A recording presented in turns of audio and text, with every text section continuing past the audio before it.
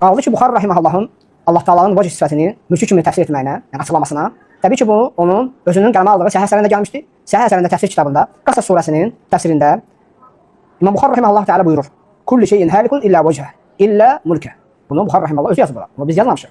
Bu şeylər hamısı göstərir ki, istər bizim İbn Battah rahimehullah təala da, istər İmam Buxaridən gətirdiyimiz təbirlər həqiqətən onlardan sabit olmuşdur. Görəsən həqiqət doğrudan da bu yeni həmbəlinin irəli sürdüyü iddia ilə üst-üstə düşürmü? Həqiqətənmi İmam Buxari Allah Subhanahu və Teala'nın el-vəch, yəni üz sifətini təbil etmişdir? Elə bu videoda inşallah irəli sürülən bu şübhəni elmi əsaslar çərçivəsində təhlil edib araşdıracağıq.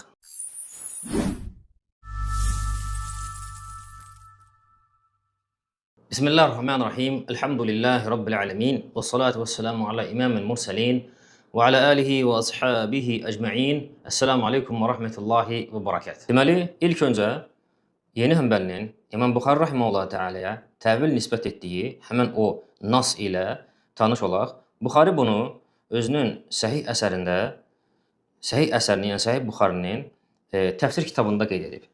Təfsir kitabında Qəsas surəsi 88-ci ayəni izah edərkən ilk öncə ayəni qeyd edir Buxari rahimehullah Teala. Allah Subhanahu wa Taala buyurur ki: "Kullu şeyin halikun illa vecəhəhu." Hər şey həlak olacaq, yalnız onun üzü qalacaq. Ayə ilə əlaqəli Buxari rahimehullah Teala iki dənə izah qeyd edir. Birincisi, hər şey həlak olacaq, yalnız onun üzü qalacaq, yəni yalnız onun mülkü qalacaq. İkincisi, Buxari deyir ki, həmçinin ayə ilə əlaqəli deyilmişdir ki, hər şey həlak olacaq, yalnız onun üzü qalacaq, yəni yalnız onun üzü rizasına edilən əməllərin savabı qalacaq. Deməli, biz burada nəyə müşahidə edirik? Görürük ki, Buxari rahimehullah Teala ayə ilə əlaqəli iki izah qeyd etdiyi halda, yeni həmbəli isə o izahdan birincisini qeyd edir. Lakin ayə ilə əlaqəli ikinci izah isə bu üzün elə üz kimi zahirən götürülməsinə dəlalət edir. Çünki hər şey həlak olacaq, yalnız onun üzü qalacaq. Bu ayəni, yəni yalnız onun üzü rizasına edilən əməllərin savabı qalacaq. Bu cür götürmək ayədəki vəcih, yəni üz kəlməsini, uca Allahın üz sifətini elə üz olaraq götürülməkdir. Deməli, yeni həmbəli elə güman edir ki, güya Buxari rahimehullah Teala burada təvilə yol verib. Ayə barəsində hər şey həlak olacaq, yalnız onun üzü qalacaq, yəni yalnız onun mülkü qalacaq. Deməklə bu adam yeni həmbəli düşünür ki, güya Buxari rahimehullah Teala təvilə yol verib. Deməli, ilk öncə Buxari rahimehullah Teala'nın kəlamına məna baxımından yanaşaq. Deməli, bilmək lazımdır ki, Hafiz İbn Həcər Əl-Əsqalani qeyd etmişdir ki, Abdullah ibn Əhməd Ən-Nəsəfi tərəfindən nəql edilən Səhih Buxari nüsxəsində hər şey həlak olacaq, yalnız onun üzü qalacaq, yəni yalnız onun mülkü qalacaq. Bu izah Buxarinin öz sözü kimi deyil də Əbu Ubeydə Ma'mar ibn-ül Musənnəyə nisbət edilir. Yəni, Ən-Nəsəfinin rivayət etdiyi Buxari nüsxəsində bu izah Buxarinin sözü kimi keçmir. Buxari bunu Ma'mar ibn-ül Musənnənin sözü kimi qeyd edir. Yəni, bu sözü Buxari yox, Ma'mar ibn-ül Musənnə deyib. Bu, Buxarinin nüsxələrinin birində bu cür keçir. Bu cür qeyd olunur. Bunu kim deyir? Bunu Hafiz İbn Həcər deyir. Hafiz İbn Həcər Əl-Əsqalani. Ne diqqət elə, Hafiz İbn Həcər Əl-Əsqalani bunu dedikdən sonra görün nə deyir? Deyir ki, buna əsasən ehtimal olunur ki, nəyə əsasən? Yəni, nüsxədə bu izah Buxarinin sözü kimi deyil də Ma'mar ibn-ül Musənnənin sözü kimi keçməsi. Bunu deyir. Buna əsasən ehtimal olunur ki, Buxari bu təfsiri hər şey həlak olacaq, yalnız onun üzü qalacaq, yəni yalnız onun mülkü qalacaq. Bu təfsiri onun seçimi kimi zikr etmiş olsun. Kimin? Ma'mar ibn-ül Musənnənin. Həmçinin ehtimal olunur ki, Buxari bunu özünün seçdiyi rəy kimi deyil, sadəcə ayənin təfsirləri içərisindən bir təfsir kimi qeyd etmiş və ayənin təfsiri barədə nəql olunan digər görüşlərdən üstün tutmamışdır. Bu kimin sözüdür? Hafiz İbn Həcərin sözüdür. Əl-Əsqalani. Sonra görün nədir Hafiz İbn Həcər Əsqalani. Deyir ki, Ma'mar ibn Musənnənin özünün yazdığı Məcazil Qur'an adında bir kitabı var. O özü orada Qəsas surəsi 88-ci ayəsi barəsində elə bu cür deyib. Hər şey həlak olacaq. Yalnız onun üzü qalacaq, yəni yalnız onun mülkü və yox buna bənzər yaxın bir söz işlədib. Bu da onu göstərir ki, burada o nüsxədəki nədir? Etimad olunan bir şeydir. İndi diqqət elə. İbn Kəsir rahimehullah təala nə deyir? İbn Kəsirin rahimehullah təalanın Qasas surəsi 88-ci ayəsinə nə cür izah verdiyini biz baxanda nə görürük? İbn Kəsir buyurur ki, Mücahid və Thawri, İmam Mücahid və Thawri Allahın hər şey həlak olacaq, yalnız onun üzü istisna olmaqla ayəsi haqqında demişlər ki, yəni yalnız onun üzü xətrinə edilən şeylərin savabı qalacaq. İmam Buxari də həmçinin özünün səhih əsərində bu mənanı təsdiq edən bir şəkildə nəql etmişdir. Deməli, biz buradan görürük ki, İbn Kəsir də nəyə meyl edir, nəyə vurğuluyur ki, Buxarinin seçdiyi təfsir hansıdır? Hər şey həlak olacaq, yalnız onun üzü qalacaq, yəni yalnız onun üzü rizasına edilən əməllərin savabı qalacaq. Biz burada nəyə görürük? Hafiz ibn Həcər Əl-Əsqalani ilə İbn Kəsir rahimehullah təalanın sözlərinin üst-üstə düşməsi. Hər ikisi də vurğulayır ki, yəni Buxarinin seçdiyi təfsir budur. Hansı təfsirdir? Hər şey həlak olacaq, yalnız onun üzü qalacaq, yəni yalnız onun üzünün rizasına edilən əməllərin savabı qalacaq. İndi diqqət edin. Deməli, Buxaridə biz bilirik ki, Tövhid kitabı var. Tövhid kitabı var. Tövhid kitabında da nədən söhbət gedir? Namazdan, niyazdan, orucdan, zəkatdan söhbət getmir ki, tək Allahlıqdan söhbət gedir. Tövhid kitabında İmam Buxari rahimehullah təala belə bir bölmə açır. Bölmənin adına bax. Uca Allahın bu kəlamı haqqında bab bölmə. Hansı kəlam haqqında? Qəsas 88. Hər bir şey məhv olacaq, yalnız onun üzü qalacaq. Ayəni babının adına qoyub. Bu ayəni babla adlandırıb, bölmə ilə adlandırıb və bu ayəni indi izah edir. Bu ayəni izah etməkdən ötəri Buxari rahimehullah təala Peyğəmbər sallallahu aleyhi və səlləmdən hədis nəql edir. Hədisin nömrəsi 7406-cı hədisdir. Hədisdə Cabir ibn Abdullah sahabə radiyallahu anhu buyurur ki, Peyğəmbər sallallahu aleyhi və səlləmin üzərinə Ən'am surəsi 65-ci ayə nazil olduqda, hansı ayədir? Allah subhanahu wa ta'ala o ayədə Peyğəmbər sallallahu aleyhi və səlləmə buyurub ki, de, o sizin üzərinizə yuxarıdan əzab göndərməyə qadirdir. Bu, sahabə deyir ki, bu ayə nazil olduqda Peyğəmbər sallallahu aleyhi və səlləm belə dedi. Əudu bi vəcihikə, sənin üzünə sığınıram. İndi sən nə deyəcəksən? Peyğəmbər sallallahu aleyhi və səlləm Allahın mülkünə sığınıb, yəni əudu bi vəcihikə, yəni nə? Əudu bi mulkikə, Allahın mülkü məgər məxluq deyilmi? Bütün yerlər, göylər, onların arasındakı olanlar, bildiyimiz və bilmədiyimiz aləmlər, bunlar hamısı Allah subhanahu ta'ala mülküdür. Yəni, Peyğəmbər sallallahu aleyhi ve sellem elə çıxır ki, məxluqa sığınıb. O zaman Peyğəmbər sallallahu aleyhi ve sellem məxluqa sığınıbsa, məxluqa sığınmaq məgər şirk deyilmi? Ondan o tərəfə, yəni burada qəribə bir fəhim var. Nədir o? Ayə fikir verin, hər şey həlak olacaq, yalnız Allahın üzü qalacaq, yəni yalnız Allahın mülkü qalacaq. Yəni hər şey həlak olacaq, onda yalnız Allahın mülkü qalacaq. O zaman sual yaranır. Bəs onda həlak olan nədir? Hər yer Allahın mülküdür. Hər şey Allahın mülküdür. Yerlər, göylər, onun arasında olanlar. Bildiyimiz aləmlər və bilmədiyimiz aləmlər. Bunlar hamısı Allahın mülküdür. Hər şey həlak olacaq, yalnız Allahın mülkü qalacaq. Onda bəs həlak olan nədir? Deməli, heç nə həlak olmayacaq o zaman. Burada çox, yəni, qatışıq bir fəhm var. Deyirsən ki, İmam Buxari rahimehullah təala təvil edib. İndi diqqətlə qulaq asın, ey əziz dinləyici. Görün bu insan, bu yeni həmbəli necə də dərin bir cahillik içərisindədir. Deyirsən ki, İmam Buxari rahimehullah təala təvil edib. Sən təvil dedikdə nəyi nəzərə tutursan? Yəqin ki, İbn Cərir Ət-Tabari rahimehullah təalanın öz təfsirindəki elədiyi təvil var, yəni təfsir. Bunu nəzərə tutmursan. Bunu nəzərə tutsaydın, o zaman aramızda nə olmazdı? Bir ixtilaf da qalmaz idi. Təbii ki, sən təvil deyəndə kəlam əhlinin elədiyi təvil nəzərə tutursan. Yəni nədir? Kəlam əhlinin elədiyi təvil nədir? Təcsim və təşbih qorxusuna görə kəlməni daha çox ehtimal olunan mənadan çıxardıb, daha az ehtimal olunan mənaya daşımaq. Misal üçün, əl. Əl, kəlam əhlinə görə əli əl kimi isbat etmək təcsim və təşbihdir. Niyə görə? Çünki onlara görə bütün xəbəri sifətlərin zahiri nədir? Küfürdür. Ona görə əli əl kimi götürmürlər. Neynirlər? Əli əl mənasından çıxardılar, hara daşıyırlar? Qüdrət və neymətə. Hansı səbəbə görə? Təcsim və təşbih səbəbinə görə. Çünki bütün xəbəri sifətlərin zahiri mənası onlara görə nədir? Küfürdür, təşbih və təcsimdir. Zaten bu məsələdə siz onlardan müttəfiqsiniz. Hamınıza görə, həm kəlamcılara görə, təvilçilərə görə, həm siz yeni həmbəllər, təfvidçilərə görə xəbəri sifətlərin zahiri mənası nədir? Küfürdür. Bu məsələdə hamınız birsiniz, müttəfiqsiniz. Bu sizin ittifaq etdiyiniz nöqtədir. İxtilaf etdiyiniz nöqtə odur ki, əşarilər, yəni kəlamcılar deyirlər ki, yox, xəbəri sifətlərin mənası var. Siz dediniz ki, mənalar nədir? Qapalıdır. İndi sən yəni nə demək istəyirsən ki, İmam Buxari rahimehullah təala desən ki, təvil edib. Yəni əşarilərin təvili kimi edib. Bunu deməksə, sən bunu necə isbat edə bilərsən? Yəni bunu isbat etməyin nədir? Mümkün deyil. Mümkün deyil. Yəni Buxari rahimehullah təala Allah subhanahu və təalaya üzü layiq görməyib, üzü isbat etmək Buxariyə görə təcsim olub, ona görə üzü zahiri mənadan çıxardıb, üz kimi deyil də Allah subhanahu və təala mülkü kimi təvil edib. Təcsim və təşbih qorxusuna görə Buxari bunu bu cür edib. Yəni Buxari rahimehullah təala Allahın əl, göz, istiva və kəlam sifətlərində bunu etmədi.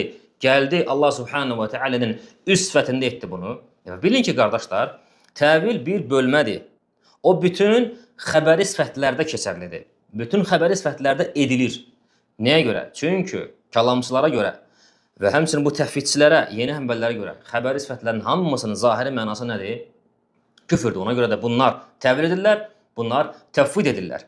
Və belə şey yoxdur ki, təvil bir xəbəri sifətdə keçərli olsun, digərində keçərli olmasın. Yəni bunu isbat elə, bunu təvil edir. Xeyr, bunların hamısının zahiri mənası küfürdür. Təvilçiyə görə, həmçinin təfvidçiyə görə.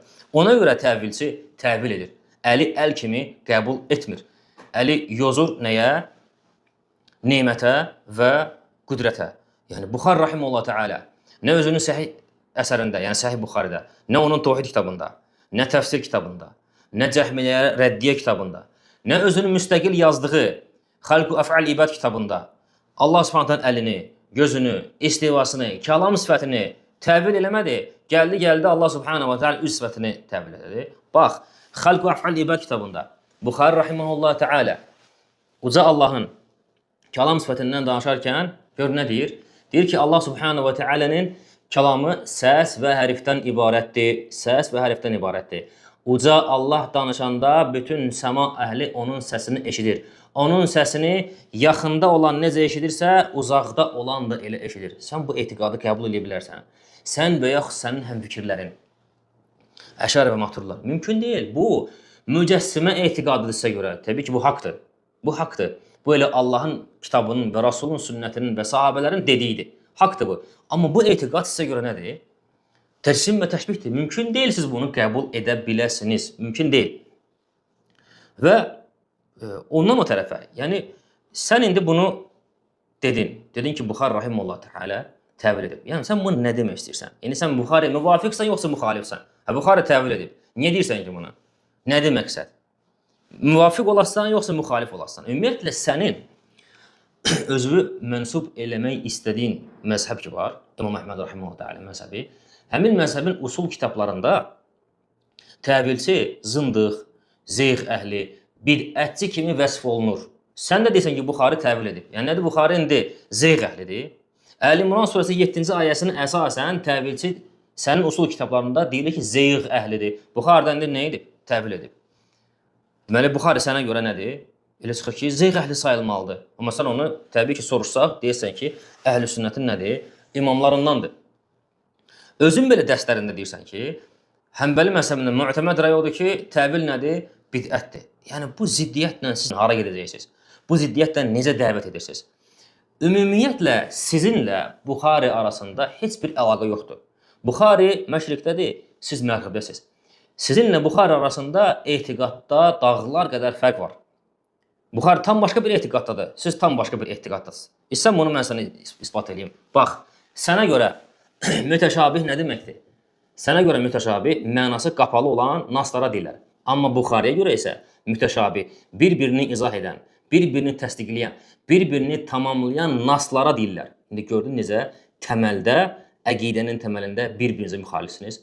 Buxariyə müxalifsiniz. Buxari məşriqdədir, siz isə məğribdəsiniz.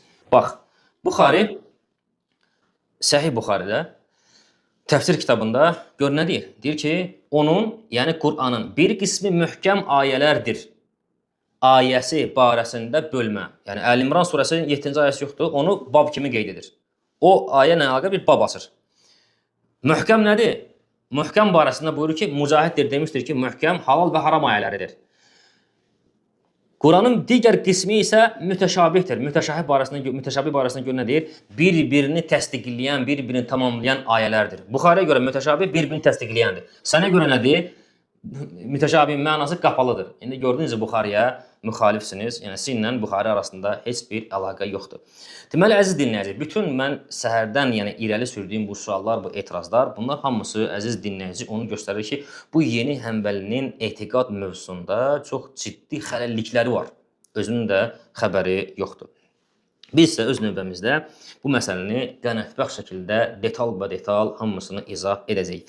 Deməli, əvvəllər biz bu əzaib məntiqi, əzaib xüsusiyyəti Əşari və Maturidilərdə müşahidə edirdiksə, artıq biz bunu yeni həmbəlilərdə də müşahidə edirik. Yəni necə də müşahidə etməyək ki, zaten elə bunlar da bu yeni həmbəlilərdə cümlə kəlamçılardandır. Eynidirlər bunlar.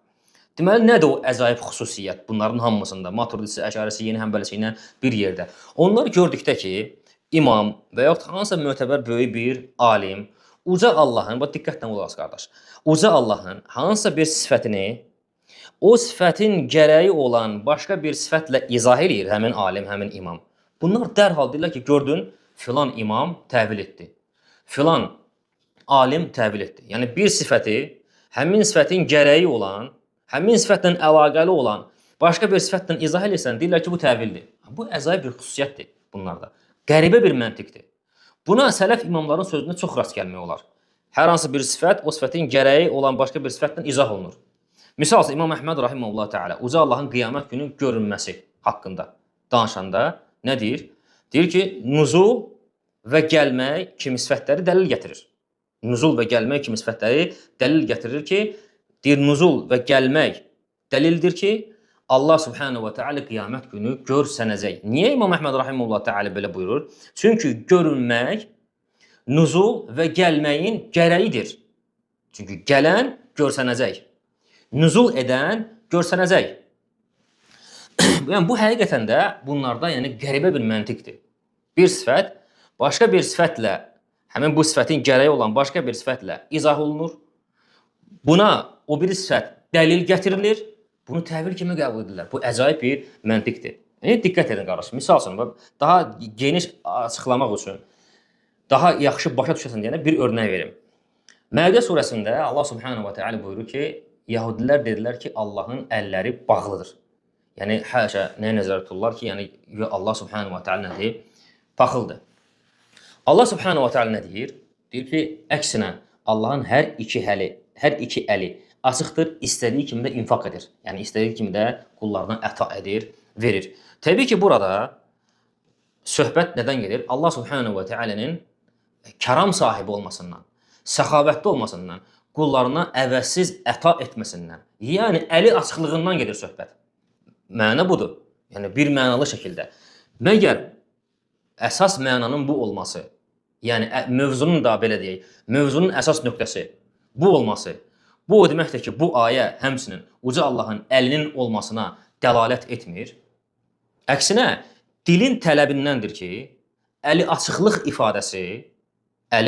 ifadəsi o varlıq barəsində işlənilir ki, onun əli var. Yəni, bu dilin uslubudur. Əli olmayana əli açıqdır deyilməz və deyilmir də. Ərəb dilinin tələbi budur. Misal üçün bir örnək verim. Fərz edək ki, il ərzində 4 dəfə bar verən bir ağac var. Heç bir insan inayəti olmadan, yəni heç bir insan qayğısı görmədən bir dənə ağac il ərzində 4 dəfə nə edir? Bar verir. Yəni, normalda ağacın bir dəfədən daha çox il ərzində bar verməsi üçün insan qayğısına ehtiyac var. Vaxtı-vaxtına dərmanlarını vermək, qıraqlarını təmizləmək, suyunu vermək və vaxtı-vaxtına qulluq etmək. Tamam. İndi təsəvvür edək ki, bir ağac var, il ərzində 4 dəfə bar verir, heç bir insan qayğısı da görmədən. İndi biz o ağacın səxavətli olduğunu ifadə eləmək istəyirik. Çoxlu bar verdiyinə görə. Ağac barəsində deyə bilərik ki, filan ağac əli açıqdır. Xeyr, deyə bilmirik. Uyğun gəlmir. Bu uslub ağaca işlənilməz. Niyə? Çünki ağacın əli yoxdur.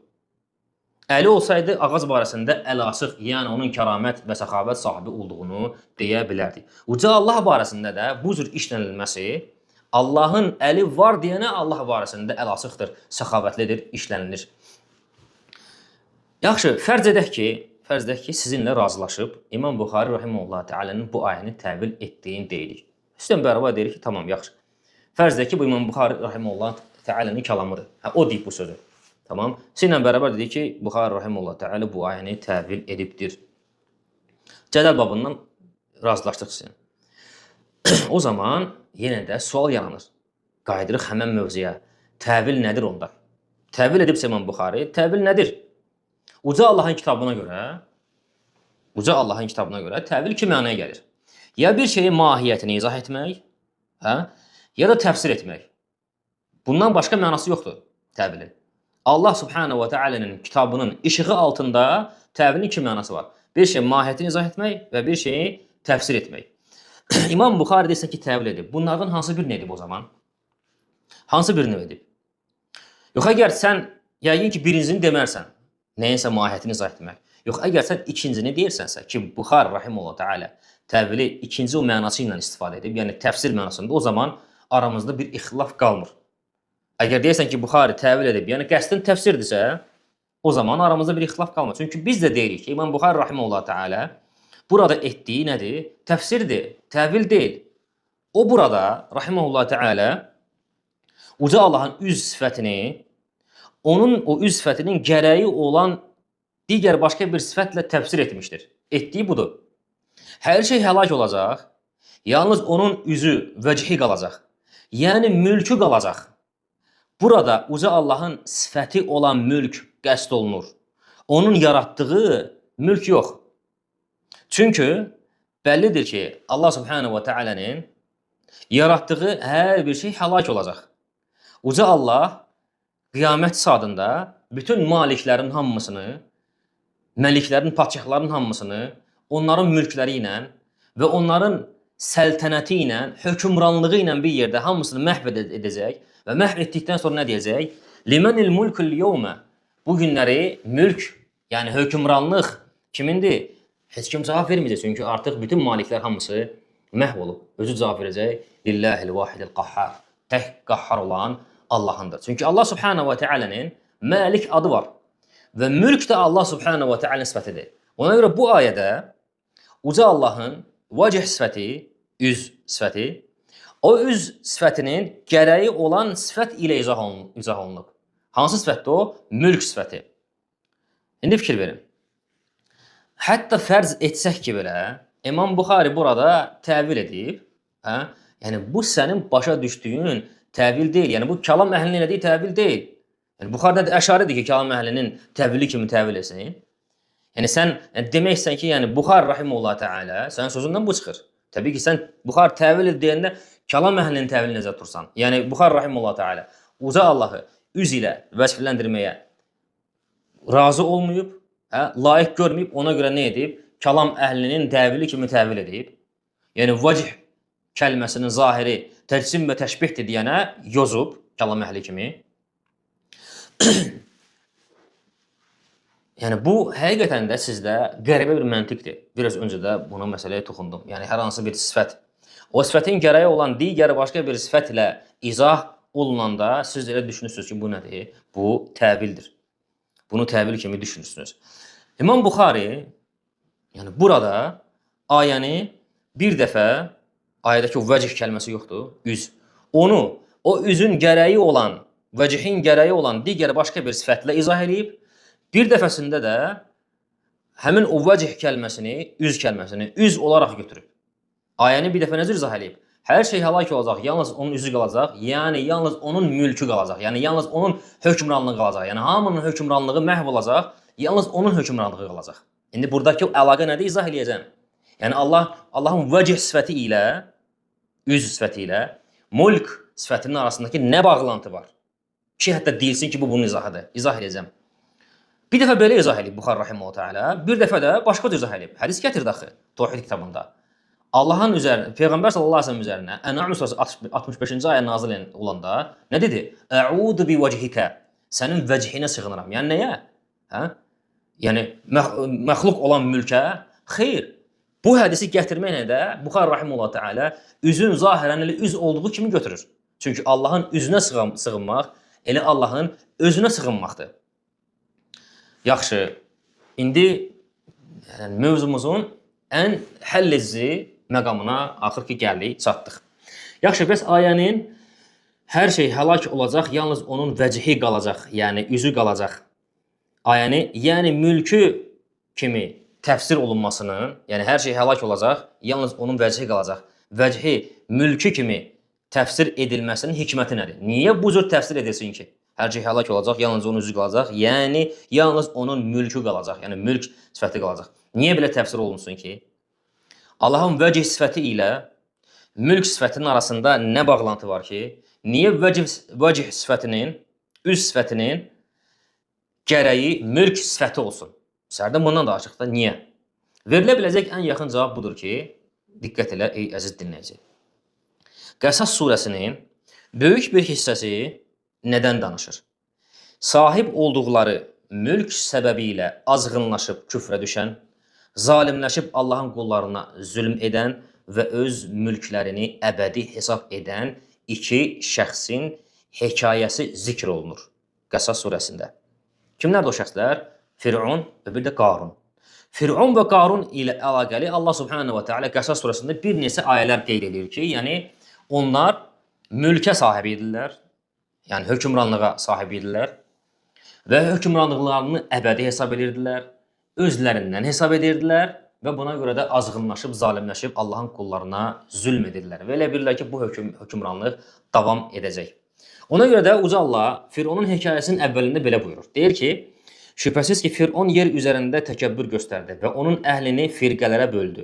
Onlardan bir tayfanı zəif salar, oğlanlarını qırar, qadınlarını isə sağ buraxardı. Həqiqətən o, fəsad törədənlərdən idi.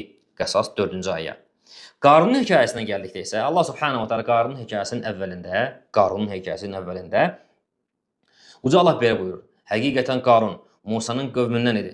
Lakin o, onlara qarşı azğınlıq etdi, zalimlik etdi. Biz ona elə xəzinələr vermişdik ki, onların açarlarını güclü bir dəstə çətinliklə daşıyırdı. O zaman qövmü Qaruna belə dedi. Lovğalanma, həqiqətən Allah subhanahu wa ta'ala lovğalanları sevməz. Qəsas 76. Uca Allah bu iki hekayə arasında isə bəzi qövmlərdən danışır. Buyurur ki, neçə şəhərlər vardır ki, rifah içərisində azğınlaşdılar, zalimləşdilər. Biz onları həlak etdik. Budur onların məskənləri. Onlardan sonra az bir qism müstəsna olmaqla orada heç kəs olmadı. Deməli, Qəsas surəsinin kontekstinin nə olduğunu görürük. Surənin əksər hissəsi zalimləşən və mülkünü özündən bilən və mülkünü əbədi bilən və buna görə də Allahın qullarına zülm edən iki şəxsdən və bu sifətdə olan tayfalardan danışır. Məhz elə buna görə də Qəsas surəsi 88-ci ayəsi ilə əlaqəli hər şey həlak olacaq. Yalnız onun üzü qalacaq. Münasibdir ki, belə deyilsin. Hər bir malik və onun malik olduqları məhv olacaq, mülk sifəti ondan yox olacaq və yalnız Uca Allahın mülk sifəti qalacaq. Allahın hakimiyyəti, hökmranlığı qalacaq. Çünki həqiqi malik yalnız odur. Çünki Allah subhanahu wa ta'ala mülkü, hökmranlığı zəval olmayan yeganə varlıqdır.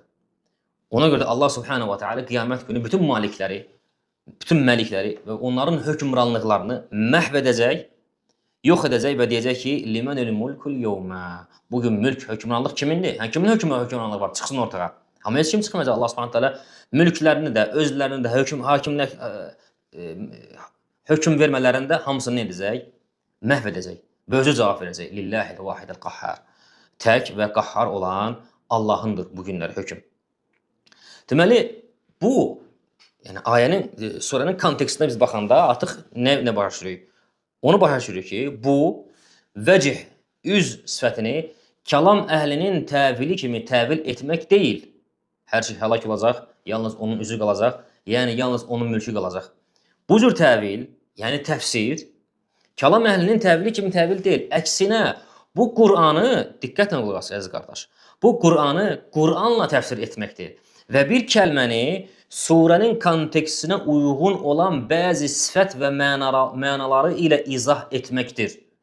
Çünki surədə də söhbət gedir iki azğın insandan və o cür sifətdə olan qövmlərdən, hansı ki özlərini malik sayırdılar, mütləq mülklərinin olduğunu hesab edirdilər, mülklərini əbədi hesab edirdilər, yeryüzünün hegemonları kimi özlərini bilirdilər.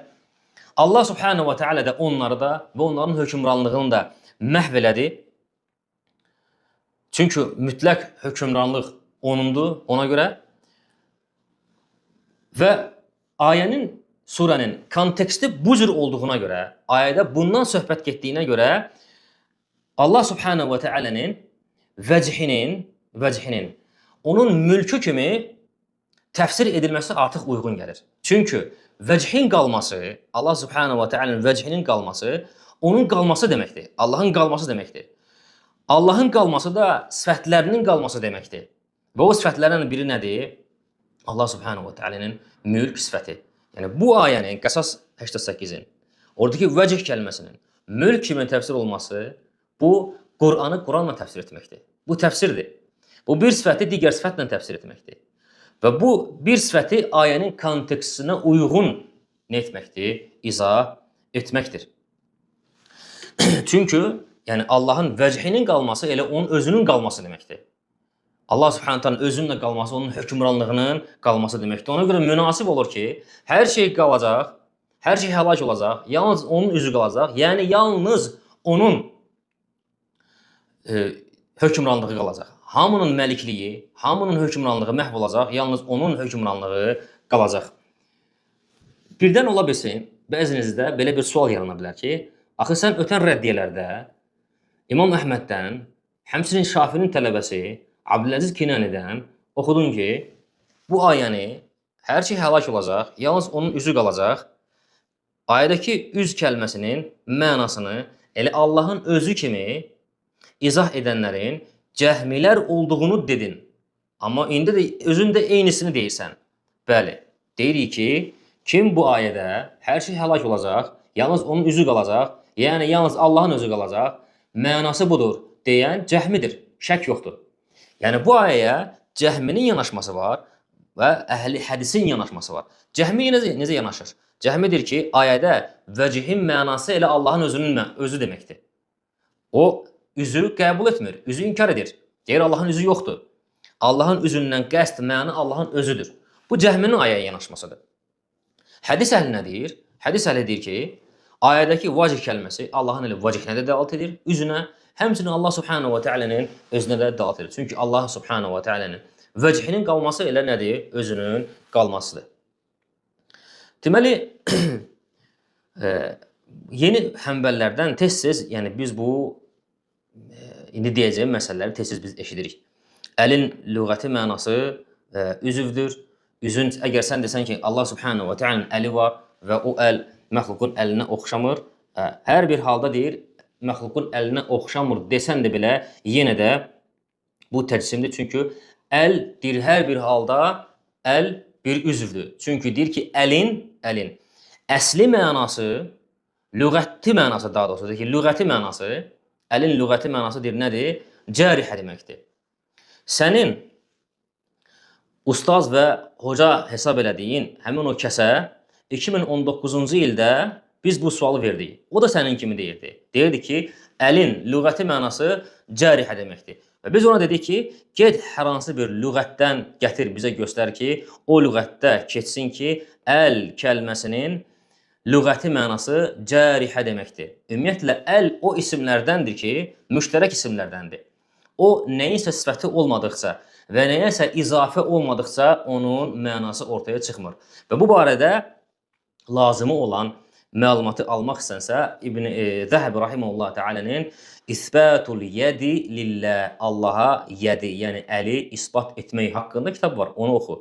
Və sənin ustazına, hocana biz dedik ki, get hansı bir lüğətdən gətir, göstər ki, o lüğətin sahibi desin ki, əlin lüğəti mənası cərihədir. 2019-cu ildə ona bu sualı verdik. Artıq üstündən 6-7 il keçib, hələ də bu sualın cavabı yoxdur. Adam bilmir ki, əlin cərihə mənasında olması, əl kəlməsinin, yəni yəd kəlməsinin lüğəti mənası və yaxud əsli mənası deyil. Əksinə, əlin cərihə mənasında olması onun məcazi mənasıdır. Çünki cərihə, qardaşlar, əslində nəyə deyilir? dörd ayaqlı və yaxud quş fəslinə aid olan heyvanların caynaqlarına deyilir. Onlar bununla ov əldə etdikləri üçün onlara cərihə deyilir. Və insan orqanına da Allah Subhanahu və Teala təkcə əllərinə yox, əllərinə də, ayaqlarına da, qulaqlarına da, gözlərinə də Allah Subhanahu və Teala Qurani-Kərimdə cərihə olaraq adlandırıb. Nəyə görə? Çünki bununla bu orqanlarla insan həm öz xeyrini və həm də öz şərrini əldə elədiyi üçün buna Allah Subhanahu Teala bunlara cərihə adlandırıb. Və bu məcazi baxımındandır. Əlin cərihə adlanması məcazi baxımındandır. Onun əsli mənası deyildir. O onun məcazi mənasıdır. Lüğəti mənası deyildir, onun məcazi mənasıdır. Həmçinin üz barəsində də belə deyirlər. Üz barəsində deyirlər ki, sən hətta desən ki belə, Allah Subhanahu və Teala'nın üzü var, amma onun üzü məxluqatın üzünə bənzəmir. Hər bir halda yenə də təcsimli niyə? Çünki üz hər bir halda bir hissə, bir orqan deməkdir. Yəni insan orqanı deməkdir. Nəyinsə bir hissəsi deməkdir. Ən azından nəyinsə bir hissəsi deməkdir. Bilmək lazımdır ki, hətta Allah Subhanahu və Teala'nın yaratdığı elə bir məxluq var ki, onun üzü var, amma onun üzü onun bir hissəsi deyildir. Misal dəniz. Dəniz bir varlıqdır və ən-nəhəng varlıqdır. Onun üzü var. Və onun üzü onun bir hissəsi deyildir. Bir hissəsi deyildir. Fəmə bəliku bil xaliq. Bəs onda xaliq necə? Ümumiyyətlə, yəni üzün isbatı, nəinki təkcə üzün, Allah Subhanahu və Teala'nın bütün sifətlərinin isbatı, yəni bu etiqad əslində olduqca çox asan bir etiqaddır. Lakin kəlam əhli, Əşarisi, Maturidisi, Yeni Həmbəlisi kəlam ilminin lazımlarına, gərəklərinə təslim olduqlarına görə onların qəlblərindən Allah Subhanahu və Teala'nın xəbərlərinə qarşı, Rasulullah sallallahu aleyhi ve sellemin xəbərlərinə qarşı təslimiyyət zəiflədiyinə görə artıq bu naslar qabağında tutumları da, təslimiyyətləri də zəifləyir. Üz kəlməsi nəyə izafə olunursa, nəyin sifəti olursa ona görə başa düşülür. Misal üçün, deyirik ki, Vəcihu Zeydin, Zeydin üzü. Vəcihu kitabın, kitabın üzü. Vəcihullah, Allahın üzü. Sonra bir kitab qoyaq bura, örnək üçün. Ümdətul fiqh. Tamam. Vəcihu Zeydin, Zeydin üzü. Biz Zeydin üzü deyəndə burada həm üzün mənasında anlayırıq, üzün keyfiyyətini, mahiyyətini, hər bir şeyini anlayırıq. Zaten əgər bir şeyin keyfiyyəti bilinirsə, onun mənası da bilinir. Çünki keyfiyyətin bilinməsi mənadan sonra gəlir. Mənanı bilirsənsə, həmin şeyin keyfiyyətini də biləcəksən. Və məxluqda bu keçərlidir. Məxluqla əlaqəli məna bilinirsə, keyfiyyət də bilinir. Niyə? Çünki məxluqun keyfiyyətinə daxil olub-olmamaq ilə bir qadağan yoxdur. O, Allah Subhanahu və Teala haqqındadır. Onun sifətləri barəsində, sifətlərinə gələn mənaları biz təsdiqirik, amma nə edirik? Keyfiyyət məsələsində bir həddə dururuq. Ona görə biz Vəcihu Zeydin deyəndə, Zeydin üzü, o üzün mənasını da bilirik, keyfiyyətini bilirik. Bilirik ki, Zeydin üzü var və nə cürdür, necədir, hansı formadadır və hansı mahiyyətə sahibdir. Bunların hamısını bilirik. Vəcihu kitabın, kitabın üzü. Yəni, sən kitabın üzü deyəndə, sənin ağlına, təxəyyülünə, təsəvvürünə Zeydin üzü gəlir, gəlmir. Təbii ki, yox. Aqil insana, heç mən sənə desəm ki, misal üçün, vəcihəl kitabı iləyh və yox, ərini vəcihəl kitabı iləyyə. Kitabın üzünü mənə göstər. Mən sənə desəm, kitabın üzünü mənə göstər. Heç sən belə düşünə bilərsənmi ki, yəni kitabın üzü necə? Yəni, üz deyil bu. Yəni, indi burada sən burun, yanaqlar, dodaq, ağız, insan üzünün heyətini təşkil edən bir şey burada axtara bilərsən, qətiyyən. Heç ağlığa belə şey gələ bilməz. Niyə? Çünki burada üz elə bir varlığa, cismə nisbət olunub ki, üzü sən onun baxımında anlayırsan. Və o anladığı nədir? Keyfiyyətdir.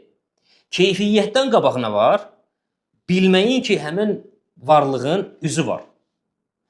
İndi həmin bu məfhum ilə Allah Subhanahu və Teala'da nə olub? Vəsflənib. Vəcihullah, Allah Subhanahu və Teala'nın üzü.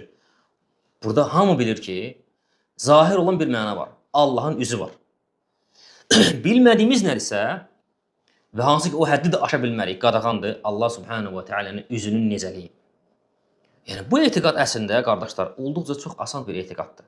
Ona görə biz Zeydin üzü dedikdə mənasını da anlayırıq, mahiyyətini də anlayırıq, necəlini də anlayırıq. Vəcihü kitabın deyəndə Zeydin üzü ağlımıza gəlmir ki, tam başqa bir üz olduğunu bilirik. Hansı keyfiyyətdə olduğunu bilirik. Allahın üzü dedikdə isə məna aydındır. Allah subhanahu wa ta'ala üzü var. Lakin bilmədiyimiz məqam nədir? Uca Allahın üzünün necəliyidir. Və bütün bu, əgər bu izah, hansı ki olduqca çox asan bir izahdır, əgər sənə qaranlıq qalırsa, yenə də üzün yaxşı mənası nədir? Mənasını mənə açıqla. Əgər keyfiyyətini bilmirsənsə, o zaman mənası nədir? Keyfiyyət bilmirsənsə, mənanı da başa düşə bilmərsən. Buna belə cavab veririk. Peyğəmbər sallallahu aleyhi və səlləmdən bir hədis rivayət olunub. Hədisdə keçir ki, Rasulullah sallallahu aleyhi və səlləm Əbu Zər radiyallahu anhə deyir ki, Əbu Zər radiyallahu anhəyə günəşi göstərir. Deyir ki, ey Əbu Zər, bilirsənmi o hara gedir? Günəş də batmaqda üzrə idi, məğribdə. Əbu Zər deyir ki, Allah və Rasul daha yaxşı bilir onun hara getdiyini. Peyğəmbər sallallahu aleyhi və səlləm deyir ki, o hal-hazırda gedir ərşin altında Allah subhanahu və teala'ya səcdə etməyə. Təsəvvür edin bu hədisə. Günəş əməllərindən də biri nədir? Uca Allah səcdə etmək. Harada? Özdə ərşin altında. İndi sual yaranır. Günəş necə səcdə edə bilər ki? Günəş səcdə etməsi. Gəl bu günəşin səcdə etməsi haqqında, əziz dinləyici, təsəvvür edək və təxəyyül edək. Bir maket, bir cisim quraq beynimizdə günəşin səcdə etməsi barəsində. Bir məxluqdur günəş, məxluq barəsində nə istəsən təsəvvür edə bilərsən, nə istəsən düşünə bilərsən. Bu Allah barəsində qadağandır. Niyə? Leysə kəmithli şey'un və huves semiul basir. Onun misli kimisi yoxdur. Misli kimisi yoxsa deməli heç nə təsəvvür edə bilmərsən.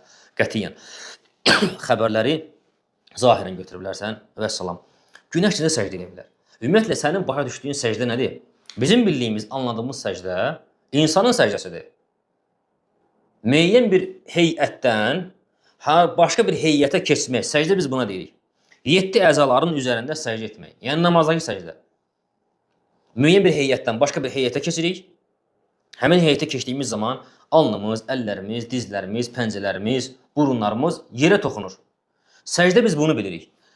Və Peyğəmbər sallallahu aleyhi ve sellem bizə xəbər verir ki, günəş də səcdə edir. Biz günəşi yumru bir cisim kimi bilirik. Əgər hələ doğrudursa belə. Yumru bir cisim kimi bilirik biz bunu. Yumru bir cisim necə səcdə edə bilər? Hara səcdə edə bilər? Harada səcdə eləyir? Necə bu səcdə edə bilər? Yəni bir dənə təsəvvür elə bunu. Yəni ifadə etməsi belə deyək də, icazəlidirsə, yəni biz bunu təsəvvür edəndə beynimiz error eləyir onda. Yəni beyin əməlli başlı, yəni bir məxrəcə vara bilmir. Günəş necə səcdə edə bilər? Sənin buradan günəşin səcdə etməsindən bir dənə başa düşmədiyin, anlaya bilmədiyin, vara bilmədiyin şey bir dənə nədir? Günəşin necə səcdə etməsi. Yoxsa buradan anlamadığın bir şey varmı? Yoxdur anlamadığım şey. Anlayırsan, günəş səcdə edir. İndi sən günəşin səcdə etməsini, necə səcdə etməsini bilmədiyin üçün bu deyəcəksən ki, günəşin səcdə etməsi də qapalıdır. Yəni bu təfvid əhlinin qardaşlar düşdükləri zəlalət nöqtə birisi hardadır? Onlar keyfiyyəti bilmədiklərinə görə mənanı da götürüb qapalı eləyirlər. Çünki elə düşünürlər ki, mənanı bilmək birbaşa səni keyfiyyət verməyə salar. O elə deyil. Bəli, mənanı bilməkdən sonra keyfiyyət gəlir. Bu açıq aydındır. Burada şək yoxdur. Lakin axı Xaliq özü barəsində xəbərlər verib. Əli var, gözü var, üzü var və s. və s. Göndərdiyi elçi də xəbər verib. Və o xəbərlər barəsində də bildirib ki, oxşatma. Yəni bu xəbərləri verən eyni ilə deyib ki, bu xəbərləri də oxşatma. Leysə kəmithli şey'un və huves semiul basir. Onun misli kimisi yoxdur. Onun bənzəri kimisi yoxdur. Oxşarı kimisi yoxdur. Ortağı kimisi yoxdur. Ayə bunu göstərir. Bu ayəni götür, bütün bunların hamısına tətbiq elə. Ona görə də xülasə sonda deyirik ki, ən asan yol İmam Məlik rahimehullah təalənin sözü bütün xəbəri sifətlərdə keçərlidir. Məlik rahimehullah təala nə deyib? İstiva məlumdur, keyfiyyəti məchuldur, haqqında sual vermək nədir? Bidətdir. Haqqında sual vermək, yəni necəliyin haqqında sual vermək. Çünki sual verən nə deyir? Deyir ki, ey Əbu Abdullah, Allah subhanahu wa ta'ala Quran-ı Kərimdə buyurur ki,Ər-Rahmanu aləl arş istiva. Rahman ərşə istiva etdi. Deyə görüm, necə istiva etdi? Necəliyindən soruşurdu. Məlik sən nə dedi? Fikir ver. Məlumdur. İstiva məlumdur. Yəni nəyə məlumdur? Lüğətdə məlumdur, bilinir. Nədir? Keyfiyyət məsuldur. Çünki keyfiyyətdən soruşdu. haqqında da nə etmək olmaz? Sual vermək olmaz. Yəni keyfiyyəti haqqında sual vermək olmaz. Ona görə müəllifin bu sözü istiva barəsində varid olub. İstiva barəsində deyilə bilərsə, bütün xəbəri sifətlər barəsində də deyilə bilər. Ona görə hər hansı bir kəlamçı, həm yeni həmbəlisi, əş'arisi, maturisi sənə gəldikdə, şübhə atmaq istəyəndə nə desən? Əl məlumdur, keyfiyyəti məchuldur. Göz məlumdur, keyfiyyəti məchuldur. İstiva məlumdur, keyfiyyəti məchuldur. Nuzul məlumdur, keyfiyyəti məchuldur. Təəccüblənmək məlumdur, keyfiyyəti məchuldur. Və sonda deyirəm ki, düşünürəm ki, bu miqdar, yəni kifayət edir haqqı istəyən insanlar üçün. Bununla kifayətlənək.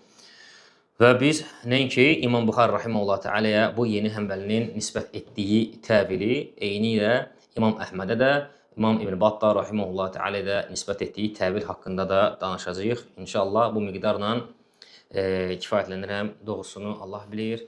Elhamdülillahi Rabbil alemin.